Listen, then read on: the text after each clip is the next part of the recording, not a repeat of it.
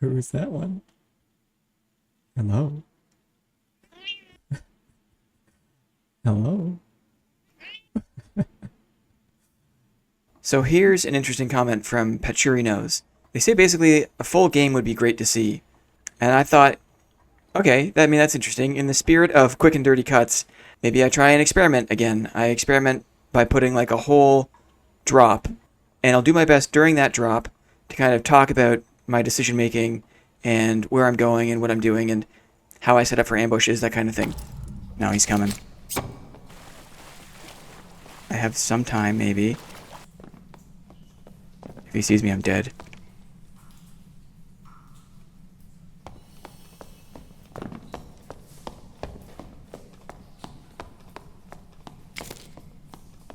Did he hear that?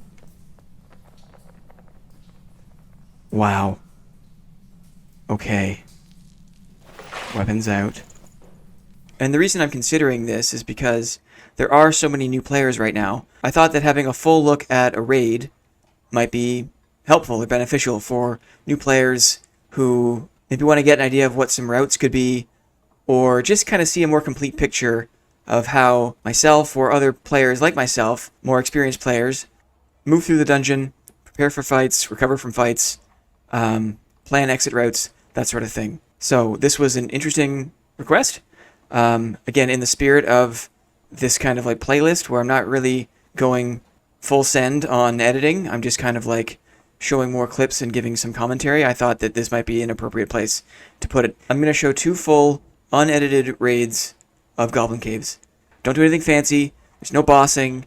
There's no treasure pile stuff. It's just pretty vanilla Goblin Caves runs, but I think there's a few interesting things that happen, and they're good examples of the strategies that I've adopted and refined over the past few months of playing this map almost exclusively. So again, this is not going to be like the future direction of the channel.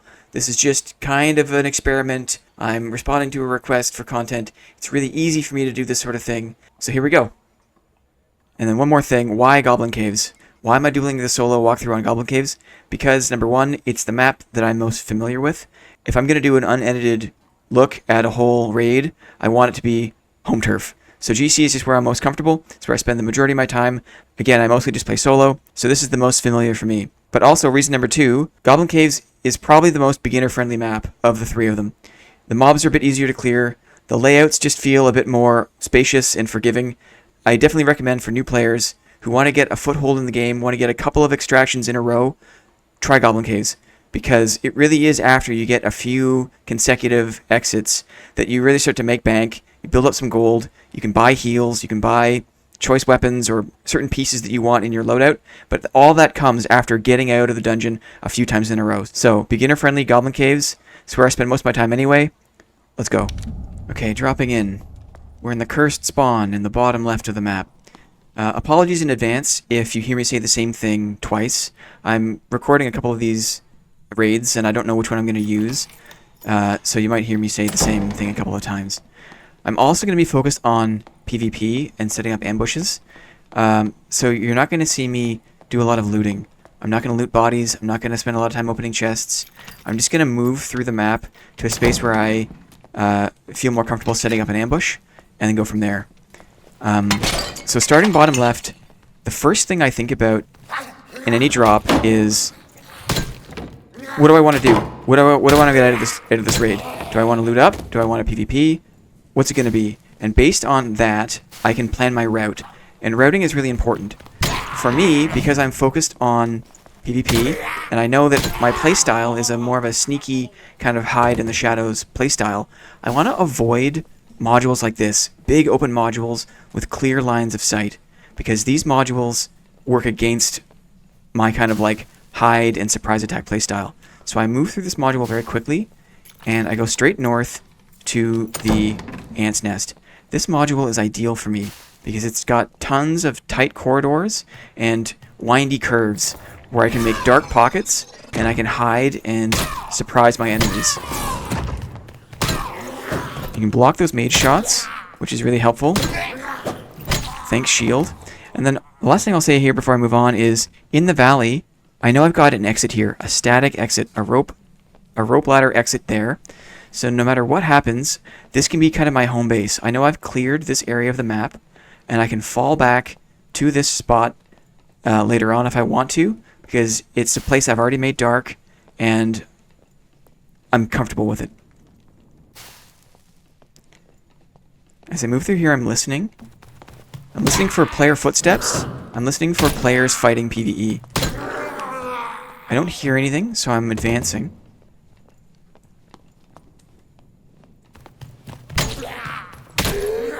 And then as I get further away from my rope ladder exit, I start to think about, okay, where else could I gravitate towards that could be my way out of the dungeon? And so I'm kind of rerouting as I go. I want to check out the very top edge of the map. So I'm going straight north.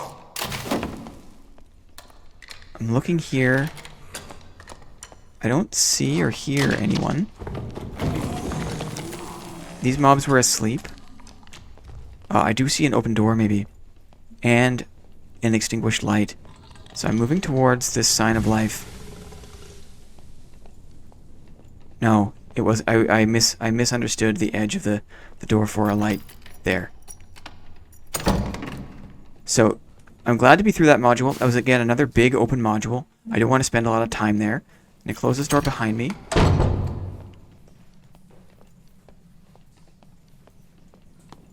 Okay, I don't hear anything as of yet. I'm going to clear this mob.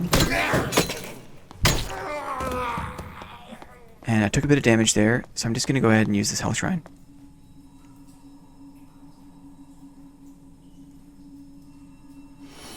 I'm also going to take one moment to open this chest because it's worth my time. Lion's head chests, golden chests are always worth your time. Nothing really doing though. I'll close it up just because I like to leave no trace whenever I can. Sometimes the items on this bench are very valuable. Ooh, also, heavy ornate chests are worth your time if they're unlocked. So I'll do this, then move on. Decent treasure. Pants I'll consider. Some silver. Okay.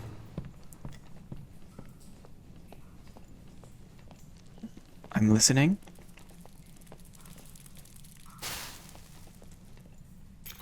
I hear spiders. And I see that this is not cleared. Ooh. Plate boots behind me in the water.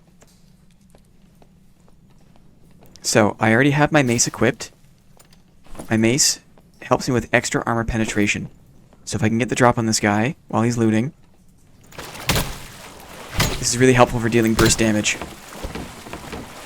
Jump over his shield. He had good spacing there. Good blocks. He's second winding. I'm going to jump over his shield. I got to block off. I'm going to block his second. He's really hurt. Notice how I try to time the jump so that when I jump up, I'm in the air when my mace comes down. GG, man. Probably not the most experienced player, but you never know who you're going to run into in the dungeon, so it's good to never take it for granted. I've also seen the golden chest here.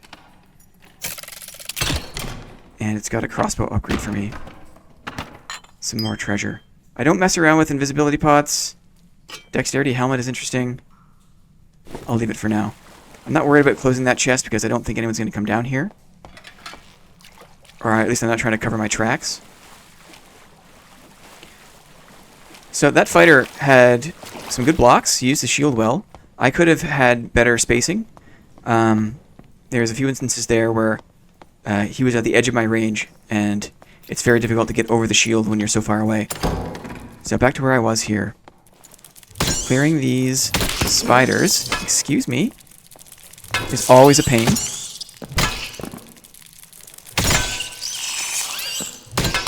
And then the mace is also helpful because it's got a higher impact power. So you don't have to do multiple hits on those jars. Okay. I'm going to take a second to get to full health. My health isn't low, but it's not full. And all experienced players, the best players, know that having full health is the best advantage. I can't tell you the number of times I've won a fight with 2 HP left. So literally every amount of HP counts, and you always want to make sure you're full up to full. I hear boots. He's right outside this door. I'm not in a great position, but there's darkness behind me at least. Okay, he's fighting mobs. I'm gonna hit this light and take a look. He closed the door behind him. Okay, I'm in pursuit. If I can hear his door, he can hear my door. So that might have blown my cover. But I'll make a pocket of darkness here. Dark behind me, so when I push the door, it's dark behind me. I hear heavy boots. I hear a dagger. Putting on my arming sword, because I imagine it's light armor. There he is. It's a rogue. He has his rupture on. He hit me with rupture. It's a bad start for me. I'm gonna second wind. We're gonna exchange some... Oh, he's freaking out a little bit. I'm gonna sprint at him. I tried to switch to my buckler, but I wasn't managing my inventory well. Rapiers are easier to block. If you wait for the second shot, it always comes from the top. He's running. Ooh, I got him with the throwing axe. That was very lucky. He fought well. I got some clutch blocks, though. Okay, I'm gonna close this door. Before I loot up, I'm tempted to loot up.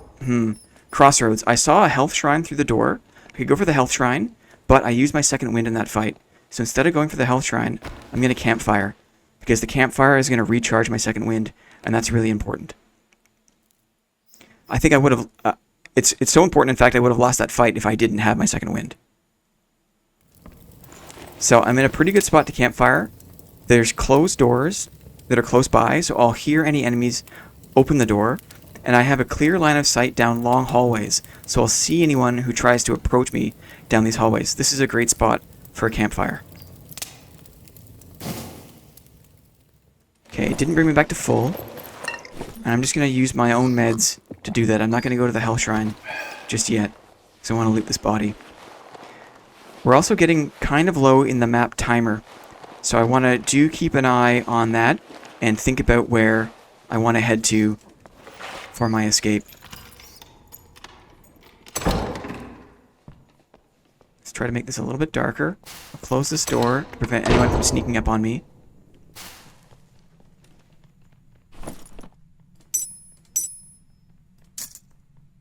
Yeah, this guy had some decent things.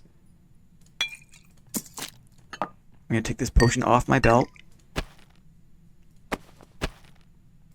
Not going to spend too much time here. Okay. So I'm not quite at full. I still have 1 HP missing. Just going to sit down for a quick rest and get that back. Okay, as we head towards the late stage of the map, I'm thinking, where do I want to go? How do I want to get out? None of this matters if I can't get out of the dungeon. And for that reason, now I really have to start planning my exit. I'm tempted to move towards a static exit. I don't want to go to the middle of the map. This is a very open space. It's bad for my playstyle. So even though there's a guaranteed elevator at the middle of the map, that's not where I want to head. Instead, I think I'm going to go for the water module here, because this module has the potential to spawn an exit portal, a trio of exit portals.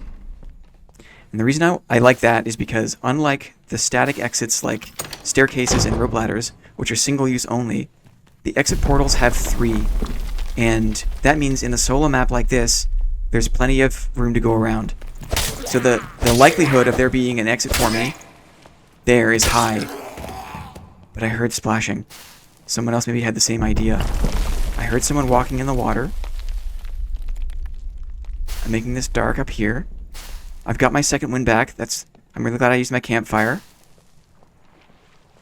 Let's see if I can get a look. It's a fighter. I'm putting my mace back on. Oh, he's going for his portal. Well, GG, that was a good play. But you can see because there's 2 left, now I can also have an escape. So even though I didn't get the drop on that guy like how I wanted, probably had some juicy loot, I'm happy that I have an exit. What I would do normally is I would pop both of these and then look around to see if there's any other chests, other loot that hasn't been taken. But for the sake of brevity in this video, I'm just going to leave. But if this was you, maybe you want to look around, open these chests, get what you need, and then hop out. GG. Okay, I've got a sec to run down the kit that I'm using in these GC runs. There's really nothing lights out, just a bunch of uncommons. I've got an arming sword and a buckler for situational stuff. I've got a heater shield and a flange mace. I've got a regular crossbow.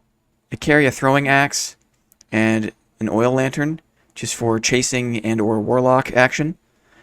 And my stats here aren't horrible, but aren't fantastic. So high dexterity for my blocking and counterattack, decent agility for movement speed. My vigor could be higher, but again I'm taking damage away with the shield, and strength is also pretty average. For jewelry, I've got a blue ring of finesse for extra dexterity, a little bit of damage reduction and armor rating, and just a torque of soul for some extra MR and max health. Really not a crazy kit. I don't want to say how much, maybe between 500-700 gold. But again, I'm horrible with pricing, so but accessible, I think. I also switched back to using Sprint. I was messing around with Adrenaline Rush. It was very effective, very interesting, but there's just so much movement speed out there. Having Sprint, even though it's been nerfed to close the gap on a player who wants to run, most players want to run. And so Sprint I found was just a little more useful in the situation. And I've stepped away from using the recurve bow. I went back to the crossbow, so I don't need weapon mastery. I've gone back to sword mastery, which gives me a little more action speed. Okay, I think we'll call it there. Again, that was an experiment. It's not going to be the future of the channel, but I thought this was a good format to include an unedited look. If you've made it this far in the video, thank you so much. Really appreciate you watching, and I really appreciate all the comments. We've got a little community going here. A lot of people that are excited by melee combat, by a sword and shield fighter, and it's really cool to hear some people say how these videos have encouraged them to pick up fighter and give the sword and shield a try, because I think it's a really, really fun way to play the game. Okay, we'll leave it there for now. See you again soon.